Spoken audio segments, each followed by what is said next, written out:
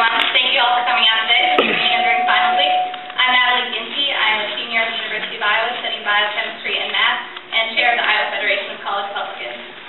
The most important election of our lifetime is now less than a year away. We have seen the consequences of electing politicians who lack experience and leadership. To return America back to prosperity, we need a leader who has experience implementing bold solutions. We need a leader who has shown they know how to create jobs. That leader is Newt Gingrich. Under Gingrich's leadership as Speaker, Congress passed the first balanced budget in a generation. In 4 years, Gingrich oversaw the creation of a stable economic environment that created 11 million jobs, while reforming welfare programs, restoring funding to strengthen our defense capabilities, expanding NIH research programs, and repaying over $400 billion to the federal debt. Time magazine may have said it best. Leaders make things possible. Exceptional leaders make them inevitable. Newt Gingrich belongs in the category of the exceptional. I'm extremely privileged to introduce to all of you the former Speaker of the House, Newt Gingrich.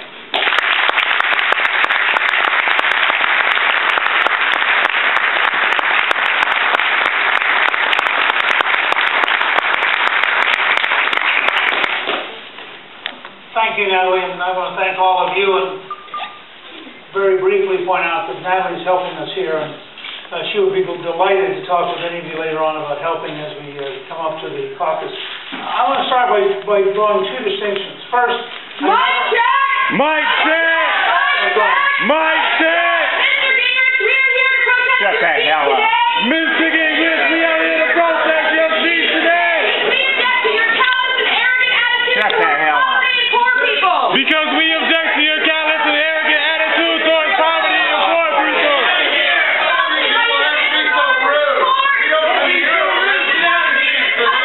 We are insulted by your disregard for the poor! Why don't you go get your own life in this country? You can't forget your 1990s proposition! That welfare benefits to children and unwed mothers be denied! We cannot forget your continued vilification! Get her out! That's for people that simply... Hey, why don't you shut up and get a life, dude? Get a life. Nor can we ignore the fact That your unfair and untrue characterization of the court. that your untrue and untrue characterization of the poor Can't even remember without reading it. is aimed at people of color in this country. What do you got to read your speech for, dude? We cannot forgive your advocacy of a laughably low minimum wage. Your disgusting suggestions that we bring back child labor. Hey, you know, I came here to listen to Gingrich. I didn't come here to listen to you, dude. For the poor. I came here to listen to somebody else. While you, Mr. Gingrich, refuse to work. And instead support yourself through some of the most unethical and underhanded fundraising schemes around. Mr. Gingrich speak today. Yeah.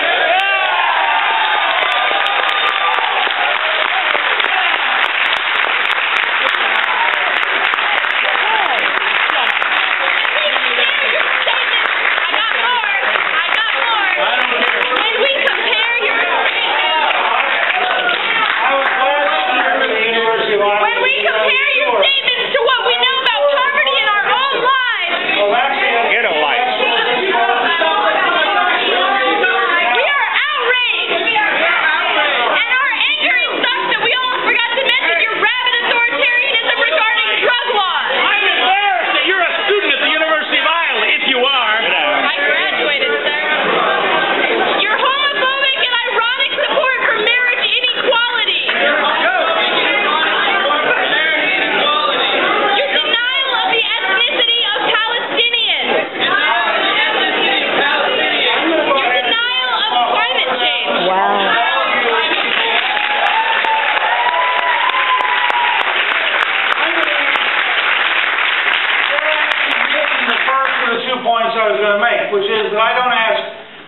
to be for me, because if you're for me, you're going to vote, go home, and hope I can fix things.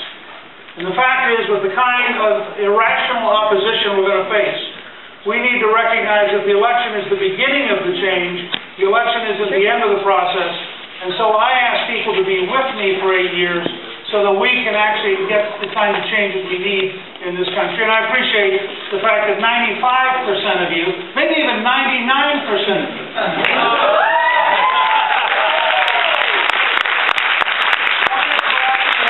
intelligent discussion, and are not going to be drowned out by the 1% who try to impose their will by making noise. So, in that framework, I really wanted to come here today to make a different kind of speech, to try to establish a very new and different area of political discussion. Because I've been very struck that we keep trying to solve the entitlement problems and the healthcare problem without looking at the underlying drivers of those costs. And so what I want to come today and talk about, which I think this may be the first time any presidential candidate has ever talked about brain science, but it is an area that's really, really important. I'm going to explain why for a couple minutes, and then I will be glad to take questions, because I believe in participation, even sometimes it's by people who are rowdy. It's part of the nature of freedom. Really? So let me talk briefly about brain science. For 3 years, I co-chaired an Alzheimer's working group with former Democratic Senator Bob Kerrey of Nebraska. And as we got more and more involved, I was fascinated with the scale of the challenges we have in patterns that come out of the brain, whether it's Alzheimer's, Parkinson's, autism, mental health, brain injuries, side effects from concussions. When you look at all the different effects that come from your brain, it turns out that it is a major driver of what we call the budget. So when people are talking about how are you going to fix the budget over the next 20 or 30 years, and then they don't actually look at what's really driving the cost. A major factor is that we are living longer, which is good, but has budgetary implications. And when we live longer, by the time you're 85, almost 1 out of 2 Americans will have some form of dementia. Almost half. So the longer we live, the more likely we are for Alzheimer's to be a major factor, although, as you know, there are folks who get it at a much early age. There's an early onset Alzheimer's, which affects, for example, the most successful women's basketball coach at 59 years of age. So as I look more and more at this, it occurred to me that the model for how we should think about the next 20 to 30 years is actually the iron lung. Now, in 1950, there were 60,000 Americans who got polio. And the iron lung was a device that had been developed to try to help people breathe, to help them survive polio. And if you had done a linear projection from 1960 to today and said, how many iron lungs will you need, and how much will it cost the federal government, you'd have come up with a number that is fairly big. In fact, today we need 0. Because in the early 1950s, Jonas Salk discovered a polio vaccine. And the speed of development back then was amazing. The first year, he tested his own family to prove safety. The second year, there were 1,400,000 American volunteers. The third year, the whole country got inoculated. I mean, it's an astonishing. With the current Food and Drug Administration rules, that would be a 20-year process and probably cost $1 billion. They did it in 3 years. The result was polio became something that almost disappeared. It was a major fear. Franklin Delano Roosevelt spent his entire White House experience in a wheelchair. And it was a major concern of people. So now you come and you look at brain science. This is probably not a good sign.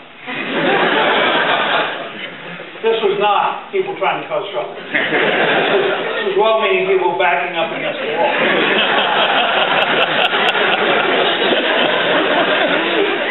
And I'm not going to mention Katie's name today. So, I want to now talk to you a little bit about brain science. I start with 2 propositions.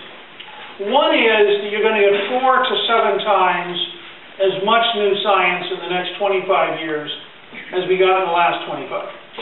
And the reasons are pretty straightforward. There are more scientists alive today than in all of previous human history. Every year they get better computers and better lab instruments. They're connected by email and cell phone, so so the information flow is just dramatically faster. And then they're connected by venture capital and licensing and royalties, so they can move something from the laboratory to the marketplace faster than ever before in history.